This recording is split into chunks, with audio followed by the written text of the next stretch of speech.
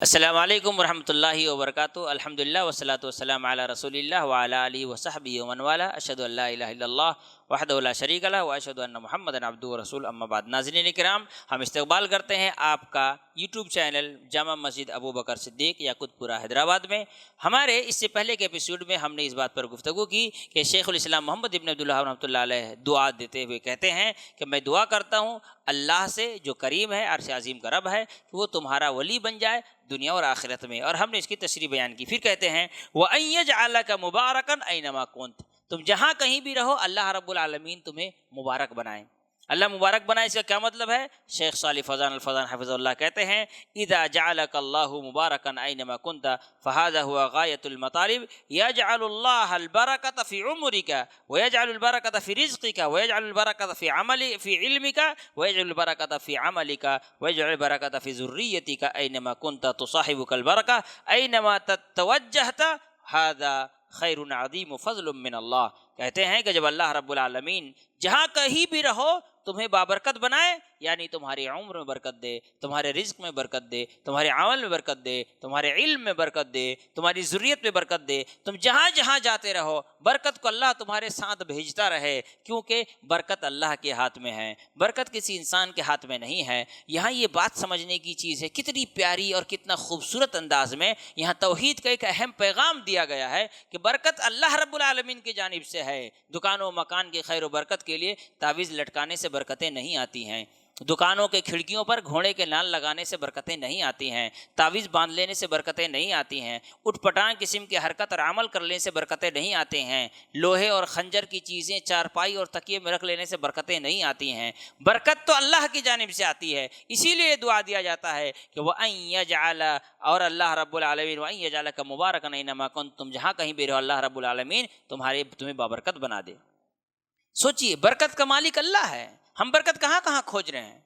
برکت کے لیے اللہ کے رسول صلی اللہ علیہ وسلم نے عمل سکھلائے ہیں کہ عمل کرو گے تو اللہ تمہاری زندگی میں برکت دے گا۔ چنانچہ اللہ کے رسول صلی اللہ علیہ وسلم فرماتے ہیں صحیح روایت کے مطابق، اگر تم میں سے کوئی آدمی یہ چاہتا ہے کہ اس کی عمر میں اور اس کے روزی میں برکت ہو تو اسے چاہیے کہ صلہ رحمی کرے۔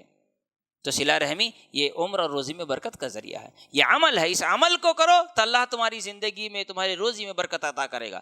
برکت اللہ کی جانب سے ہے۔ یہاں میں ایک رک کر کے ایک بات بتانا چاہتا ہوں، روزی ملنا الگ چیز ہے، روزی میں برکت ملنا الگ چیز ہے۔ کسی انسان کو 80 سال کی زندگی مل جائے اور کسی انسان کو 40 سال کی زندگی مل جائے تو یہ نہیں کہا جائے گا جس کو 80 سال کی عمر ملی اس کی عمر میں برکت تھی۔ کیوں؟ عمر میں برکت کا مطلب ہوتا ہے کہ چھوٹی سی عمر میں اللہ زیادہ سے زیادہ عبادت کی توفیق دے دے، زیادہ سے زیادہ خیر کو اپنے نیکیوں میں اپنے نامہ اعمال میں جمع کرنے کی توفیق دے دے۔ تو تم جہاں کہیں بھی رہو اللہ تمہیں برکت دے۔ برکت کا پہلا اور بنیادی قدم کیا ہے؟ انسان توحید میں داخل ہو جائے، انسان توحید پر رہے، کبھی شرک نہ کرے، کبھی کفر نہ کرے، کبھی اللہ رب العالمین کو ناخوش نہ کرے، ہمیشہ توحید پر چلتا رہے، جہاں کہیں بھی رہے توحید پر رہے، جس حال میں بھی رہے توحید پر رہے، مرے تو توحید پر رہے، جیے تو توحید پر رہے۔ یہ دعا محمد ابن عبدالوہاب رحمۃ اللہ علیہ اپنے قاری کو، کتاب پڑھنے والے کو دے رہے ہیں کہ ان یجعلک مبارکا اینما کنت، جہاں آپ کہیں بھی رہو، دنیا کے کسی کونے میں، امریکہ میں، لندن میں، برطانیہ میں، ہندوستان میں، یا کسی افریقہ کے جنگلوں میں رہو، اللہ تعالیٰ تمہیں توحید پر رکھے، تم صاحب برکت بنے رہو۔ یہاں ایک بات اور بڑی پیاری ہے، تم برکت والے بنے رہو، یعنی اللہ رب العالمین تم جہاں کہیں بھی رہو تمہیں صاحب برکت بنائے، تمہارے ذریعے سے دنیا تک خیر پہنچے۔ ایک مطلب یہ بھی ہے کہ آپ نے اس کتاب کو پڑھا، آپ نے توحید کو سیکھا، آپ دنیا کے جس کونے میں بھی جائیں یہ توحید دنیا کے لوگوں تک پہنچاتے رہیں، یہ آپ کا برکت ہے۔ جو امام شیخ صالح فوزان حفظہ اللہ نے کہا کہ اللہ وَأَن يَجْعَلَ بَرَكَةَ فِي عَمَلِكَ الصَّالِحِ، تمہارے عمل صالح میں برکت عطا فرمائے۔ ہمارے عمل صالح کی برکت یہ ہوگی کہ ہمارے عمل کی وجہ سے دوسروں کو کیا ملے گی؟ توفیق ملے گی ہدایت کی۔ ہم جہاں بھی رہیں توحید کو پھیلاتے رہیں، یہ ہماری زندگی کی سب سے عظیم سرمایہ ہوگا، یہی برکت ہمیں حاصل کرنی ہے۔ دھن دولت روپیہ پیسہ کوڑی جو انسان جمع کر لیتا ہے یہ رزق کا ایک حصہ ہے، لیکن یہ برکت نہیں ہے۔ برکت یہ ہے کہ اللہ رب العالمین اس کی صحیح استعمال کی ہمیں توفیق دے دے اور وہ چیزیں اللہ کی رضامندی میں ہم خرچ کر سکیں، اس کی اللہ توفیق دے دے، یہ برکت ہے۔ لہذا یہاں دعا دی جا رہی ہے کہ اللہ ہمیں بابرکت بنائے۔ مطلب اس کتاب کو تم جب پڑھ رہے ہو، تمہیں توحید کا علم ہو گیا، تب تم دنیا والوں کے لیے توحید دنیا والوں کے سامنے توحید کی بات کرو، تمہارے ذریعے سے دنیا تک توحید پہنچنے کا کام ہو، یہ تمہاری زندگی کی برکت ہوگی۔ اللہ تعالیٰ سے یہی دعا کی جا رہی ہے، اور کہا جا رہا ہے وَأَن يَجْعَلَكَ مِمَّنْ إِذَا أُعْطِيَ شَكَرَ، اللہ تعالیٰ ان لوگوں میں سے بنائیں کہ جب انہیں کوئی چیز اللہ عطا کرتا ہے تو وہ شکر گزار بن جاتا ہے، وہ شکریہ ادا کرتا ہے۔ دیکھیے یہاں پر اللہ رب العالمین سے یہ دعا کی جا رہی کہ اللہ تمہیں شکر گزار بندہ بنائے۔ اللہ اکبر، شکر گزاری۔ اللہ نے ہمیں پیدا کیا ہے اور ساری چیزیں اللہ نے ہمیں ہماری ضرورت کی دے دی ہے، تو خالص اللہ کی عبادت کرنا، اس کی نعمتوں کے شکر گزاری کا ایک حصہ ہے۔ ہم نماز خالص اللہ کے لیے پڑھیں، خالص توحید پر قائم رہیں، ہم اس کے ساتھ کسی کو شریک نہ کریں۔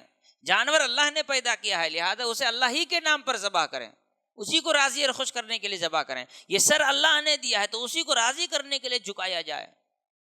یہ سب کیا ہے؟ اللہ کا شکر ادا کرنا ہے، توحید کے تقاضوں کو پورا کرنا، اللہ کا شکر ادا کرنا ہے۔ تو اللہ تعالی ہمیں ان میں سے بنائے جن کو جب کوئی چیز دی جائے تو وہ شکر گزار بندہ بن جائے۔ کتنی پیاری دعا دی گئی کہ وَأَن يَجْعَلَكَ مِمَّنْ إِذَا أُوتِيَ شَكَرَ، کہ جب تمہیں کوئی چیز اللہ تعالیٰ عطا کرے تو تم شکریہ ادا کر سکو، اللہ تمہیں شکر گزار بندہ بنائے۔ چنانچہ امام صالح فوزان حفظ اللہ کہتے ہیں خلاف الذی اذا أُوتِیَ کفر النعمہ، جب کسی انسان کو نعمت ملتی ہے تو وہ کیا کر جاتا ہے؟ ناشکری کر جاتا ہے، وَبَطْرِهَا، اس کا انکار کر دیتا ہے، وہ مانتا ہے کہ یہ میری اپنی محنت کا نتیجہ ہے، وہ مانتا ہے کہ یہ میں نے اپنے محنت سے کمایا ہے، میں نے محنت کی تو مجھے پیسہ ملا ہے۔ وہ یہ نہیں مانتا کہ اللہ رب العالمین نے مجھے عطا کی، اس میں میری محنت کیا ہے؟ میری محنت کچھ نہیں ہے، جو کچھ ہے سب اللہ رب العالمین کی جانب سے، اس کو وہ نہیں مانتا ہے۔ تو اللہ رب العالمین ہمیں شکر گزار بنائے، اس کی وہ دعا کر رہے ہیں۔ فَإِنَّ كَثِيرًا مِّنَ النَّاسِ إِذَا أُعْطُوا النِّعْمَةَ كَفَرُوهَا وَأَنكَرُوهَا وَصَرَّفُوهَا فِي غَيْرِ طَاعَةِ اللَّهِ عَزَّ وَجَلَّ وَصَارَتْ سَبَبًا لِشَقَاوَتِهِمْ۔ چنانچہ کہتے ہیں شیخ صالح فوزان حفظہ اللہ کہ اس لیے کہ بہت سارے لوگ اس دنیا میں ایسے ہیں کہ جب ان کو کوئی نعمت دی جاتی ہے وہ اس کا ناشکری کرتے ہیں، انکار کرتے ہیں، یہ اللہ کی نعمت نہیں تسلیم کرتے ہیں، اسے اپنی محنت کا نتیجہ سمجھتے ہیں اور اسے خرچ کرتے ہیں ایسی جگہ پر جہاں اللہ رب العالمین کی اطاعت نہیں ہوتی ہے، اللہ کی نافرمانی ہوتی ہے، اور یہ ساری چیزیں ان کی شقاوت کا، ان کے دل کی سختی کا، ان کی بربادی کا سبب بن جاتا ہے۔ اما من یشکر، رہا وہ آدمی جو اللہ کا شکر گزار بندہ بنتا ہے، فإن اللہ یزیدہ، تو اللہ رب العالمین اس انسان کی نعمتوں میں مزید اضافہ کرتا چلا جاتا ہے۔ جیسے کہ اللہ رب العالمین نے فرمایا وَإِذْ تَأَذَّنَ رَبُّكُمْ لَئِن شَكَرْتُمْ لَأَزِيدَنَّكُمْ، اور تمہارے رب نے اس بات کا اعلان کر دیا ہے کہ اگر تم شکر گزار بندے بنے رہو گے تو ہم مزید اس میں اضافہ کرتے چلے جائیں گے۔ یہاں اللہ رب العالمین شکر گزاروں پر مزید انعام کو نازل کرنے کا، مزید احسانات کو نازل کرنے کا اعلان کرتا ہے، وعدہ کرتا ہے۔ یاد رکھے اللہ کا وعدہ کبھی غلط نہیں ہو سکتا، اللہ رب العالمین اپنے وعدے کا پکا ہے۔ اگر ہم شکر گزار بنیں گے تو ہمیں نعمتیں مزید ملیں گی، ناشکرے بنیں گے تو ہم پر یہی نعمت عذاب بن کر کے ٹوٹ پڑے گا۔ فَإِذَا أَرَدْتَ الْمَزِيدَ مِنَ النِّعَمِ فَاشْكُرِ اللَّهَ عَزَّ وَجَلَّ وَإِذَا أَرَدْتَ الزَّوَالَ فَاكْفُرْهَا۔ یہاں پر امام صالح فوزان حفظ اللہ کہتے ہیں کہ اگر تم مزید نعمت کے طلبگار ہو، تمہیں مزید نعمت حاصل کرنے کی خواہش ہے، تم اللہ کی نعمتوں کا شکر ادا کرو، اور اگر چاہتے ہو کہ نعمت برباد ہو جائے تو پھر تم ناشکری کرتے رہو۔ اس کے بعد جو دعائیہ کلمہ محمد ابن عبد الوہاب رحمۃ اللہ علیہ کہتے ہیں، وہ کہتے ہیں وَإِذَا ابْتُلِيَ صَبَرًا، اللہ تعالیٰ تمہیں ان لوگوں میں سے بنائے کہ جب انہیں آزمایا جاتا ہے تو وہ صبر کرتے ہیں۔ یقین رکھیے صبر نہ ہونے کی وجہ سے بہت سارے لوگ کفر و شرک میں مبتلا ہو جاتے ہیں۔ صبر ہو تو انسان توحید پر قائم رہتا ہے، اس لیے کہ اللہ رب العالمین مومنین کو آزماتا ہے، اور آزمائش کا نتیجہ یہ ہوتا ہے کہ یا تو وہ توحید پر قائم رہتا ہے یا تو پھر وہ کیا ہو جاتا ہے؟ بھگ جاتا ہے۔ لہذا ایک انسان کی زندگی میں صبر کا ہونا یہ نہایت ہی اہم اور ضروری چیز ہے۔ اللہ رب العالمین صبر کرنے والوں کو پسند کرتا ہے اور ہم سے مطالبہ کرتا ہے کہ ہم صبر کرو۔ سب سے زیادہ اللہ نے نبیوں کو آزمایا اور انہوں نے صبر کیا ہے۔ دیکھیے صبر کے لیے کئی چیزوں کا ہونا ضروری ہے، جیسے کہ علماء نے بیان کیا کہ صبر 3 طرح سے ہے۔ ایک صبر کیا ہے؟ تو کہتے ہیں کہ صبر فی طاعت اللہ، صبر چاہیے اللہ کی اطاعت کرنے کے لیے۔ آدمی کے اندر صبر نہ ہو تو عبادت نہیں کر سکتا۔ نمبر 2 صبر کیا ہے؟ تو کہتے ہیں صبر کس چیز میں ہے؟ وہ کہتے ہیں کہ حرام چیزوں سے بچنے کے لیے صبر کی ضرورت ہے۔ آدمی گناہ کرتا ہے، گناہ میں لذت ہے، زنا کرتا ہے لذت ہے، چوری کر کے مال کھا لیتا ہے اس میں لذت ہے، آدمی اسی طرح سے حرام روزی کھاتا ہے اس میں لذت ہے، چغل خوری کرتا ہے ذہنی طور پر لذت ملتی ہے اس کو. تو گناہ چھوڑنے کے لیے صبر کی ضرورت ہے. اور ایک چیز صبر کیا ہے؟ الصبر ان دا صدمہ، جب انسان کو کوئی صدمہ پہنچے، تکلیف ہو، پریشانی ہو تو انسان صبر کرے. دیکھیں صبر کرنے کے لیے دو چیزوں کا ہونا ضروری ہے. نمبر ایک صبر، الصبر عند الصدمۃ الاولیٰ، جیسے رسول اللہ صلی اللہ علیہ وسلم نے فرمایا ہے جیسے ہی آپ کو تکلیف پہنچے آپ کا فرسٹ ریئیکشن بتائے گا آپ صبر کرنے والے ہیں کہ نہیں ہیں. کسی کے گھر میں کسی کا انتقال ہو گیا، وہ آدمی 40 دن 50 دن 60 دن 100 دن تک رو رو کے چلا کے رو لیا، اس کا بولتا ہے میں نے صبر کیا. اسے صبر کرنا نہیں کہتے ہیں. اول وہلہ میں جو انسان صبر کرتا ہے وہی اللہ رب العالمین کے ہیں صبر ہے اور اسی چیز کا مطالبہ ہے. اور دوسری چیز کیا ہے؟ صبر میں ایک چیز یہ بھی ہے کہ انسان کے عمل میں کنٹینیوٹی ہو، کنٹینیو عمل کرتا رہے، تسلسل ہو، ہمیشہ عمل کرتا رہے. یہ نہیں کہ آپ نے کسی انسان کو اسلام کی طرف دعوت دی، اس نے آپ کو گالی دے دی تو آپ دوبارہ اس کو دعوت تبلیغ کرنا بند کر دیا، تو یہ صبر نہیں ہے. صبر یہ ہے کہ آپ اس کو پھر جا کر کے نصیحت کریں. لہذا صبر کے لیے یہ چیزوں کا خیال رکھنا چاہیے. اللہ رب العالمین ان اللہ یحب الصابرین، یقینا اللہ رب العالمین صبر کرنے والوں کے ساتھ ہے. چنانچہ اللہ کے رسول صلی اللہ علیہ وسلم نے فرمایا ان اللہ اذا، اللہ تعالیٰ کے رسول صلی اللہ علیہ وسلم نے فرمایا ان اللہ اذا احب قوما ابتلاهم، جب اللہ تعالیٰ کسی قوم سے محبت کرتا ہے تو ان کو آزماتا ہے. آزمائش رفع درجات کا ذریعہ ہے. ہم آزمائش میں صبر کریں گے تو قیامت کے دن ہمارے درجات میں بلندی میں اضافہ ہوگا. تو یہ آزمائش اللہ کی طرف سے ہمارے لیے اسی لیے ہوتا ہے تاکہ ہمارے درجات میں بلندی آئے. اسی طرح سے آزمائش انسان کے گناہوں کی معافی کا بھی ذریعہ ہے. کوئی انسان اگر گناہ کیا ہے، اللہ اس کو تکلیف دیتا ہے، وہ صبر کرتا ہے تو اس کے گناہ معاف کر دیے جاتے ہیں. اسی لیے اسلاف کے بارے میں بعض علماء نے بیان کیا ہے کہ جب انہیں آزمایا نہیں جاتا تھا تو استغفار کرتے تھے، کہیں ایسا تو نہیں کہ اللہ رب العالمین ہمیں آزمائش میں نہیں ڈال رہا ہے تاکہ ہمارے گناہوں کی معافی کا سلسلہ بند ہو جائے. اور اگر ہمارے گناہوں کی معافی کا سلسلہ نہ ہو تو کم سے کم آخرت میں جو درجات کی بلندی ہے وہ سلسلہ نہ بند ہو جائے. تو انسان کے لیے ابتلا اور آزمائش اللہ رب العالمین کی طرف سے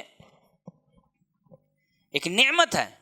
تو صبر کرنا چاہیے اس ابتلا اور آزمائش میں، اور اللہ رب العالمین سے دعائیں کرتے رہنا چاہیے. چنانچہ رسول اللہ صلی اللہ علیہ وسلم فرماتے ہیں جیسا کہ سنن ترمذی کی روایت ہے کہ ان اللہ اذا احب قوما ابتلاهم، جب اللہ تعالیٰ کسی قوم سے محبت کرتا ہے ان کا آزماتا ہے. فمن رضی فلہ الرضا، تو جو آدمی اللہ کے اس آزمائش میں سے راضی ہوتا ہے تو اللہ تعالیٰ اس سے راضی ہو جاتا ہے. ومن سخط، اور جو ناراض ہوتا ہے فعلیہ سخط، اللہ اس سے بھی ناراض ہو جاتا ہے. اسی طرح دوسری ایک حدیث میں اللہ کے رسول صلی اللہ علیہ وسلم نے فرمایا کہ وَأَعْظَمُ النَّاسِ بَلَاءً الْأَنْبِيَاءُ ثُمَّ الْأَمْثَلُ فَالْأَمْثَلُ، اللہ تعالیٰ سب سے زیادہ نبیوں کو آزماتا ہے، اس کے بعد کے لوگوں کو، اس کے بعد کے لوگوں کو. ابتلی الرسل وابتلی الصدیقون وابتلی الشہداء، اللہ تعالیٰ نے رسولوں کو، صدیقین کو، شہداء کو، صالحین کو، سب کو اللہ رب العالمین نے آزمائش میں ڈالا ہے. وابتلی عباد اللہ المؤمنون، اللہ رب العالمین نے اپنے مومن بندوں کو آزمایا ہے. لیکنہم صبروا، انہوں نے صبر کیا. اما المنافق، رہا وہ آدمی جو منافق ہے، فقد قال اللہ تعالی فیہ، تو اللہ تعالیٰ نے اس کے بارے میں کہا ومن الناس من یعبد اللہ علی حرف، ان میں سے بہت سارے لوگ ایسے ہیں جو اللہ رب العالمین کی عبادت بڑی دل کی کمزوری کے ساتھ کرتے ہیں کہ جب وہ ان کے سامنے اللہ کی طرف سے آزمائش آتی ہے، تکلیف پریشانی آتی ہے، عبادت کرنا چھوڑ دیتے ہیں. اور اگر ان کے سامنے تکلیف پریشانی مصیبت نہیں آتی ہے تو پھر ایسی صورت میں وہ اللہ رب العالمین کی عبادت کرتے رہتے ہیں، سہولت کی عبادت کرتے ہیں بہت سارے لوگ. فَإِنْ أَصَابَهُ خَيْرٌ اطمأن بِهِ، جب انہیں کوئی خیر پہنچتا ہے تو اطمینان سے رہتے ہیں کہ چلو بھائی اچھی چیز ہے، اللہ تعالیٰ نے ہمیں عطا کیا. فَإِنْ أَصَابَتْهُ فِتْنَةٌ انقلب علی وجهه، جیسے ہی انہیں کوئی تکلیف پہنچتی ہے وہ فوراً اللہ کی عبادت سے دور شروع ہو جاتے ہیں. خسر الدنیا والآخرہ، یہ وہ لوگ ہیں جو دنیا و آخرت میں خسارے کے شکار ہوئے. ذالک هو الخسران المبین، اور یہ کھلا ہوا انسان کے لیے نقصان ہے. فالدنیا لیست دائما نعیما، یہ دنیا ہمیشہ کے لیے نہیں ہے، ہمیشہ تکلیف، اور جس طرح سے دنیا ہمیشہ کے لیے نہیں ہے اسی طرح ہمیشہ خوشی بھی نہیں ہے، ہمیشہ غم بھی نہیں ہے. تکلیفیں آئیں گی، وہ ہمارے درجات کو بلند کر کے جائیں گی، ہمارے نیکیوں کو بڑھا کر کے جائیں گی، ہمارے گناہوں کو مٹا کر کے جائیں گی، ہمارے عبادتوں کو خوبصورت بنا کر کے جائیں گی. اور ہمارے درجات کو بلند کر کے جائیں گی، آئی ہیں تو چلی جائیں گی۔ بس یہاں پہ ایک بات یاد رکھنا چاہیے ابتلا آزمائش سے متعلق کہ انسان کو اللہ سے دعا کرتے رہنا چاہیے۔ کیا دعا؟ سورہ بقرہ کی آخری آیتوں میں جو دعا بتلائی گئی ہے، انشاءاللہ ہم اگلے ایپیسوڈ میں اس دعا کے سلسلے میں کچھ باتیں بیان کریں گے۔ اللہ تعالیٰ سے دعا ہے اللہ تعالیٰ ہم تمام لوگوں کو سمجھ عمل کی توفیق عطا فرمائے۔ السلام علیکم ورحمۃ اللہ وبرکاتہ۔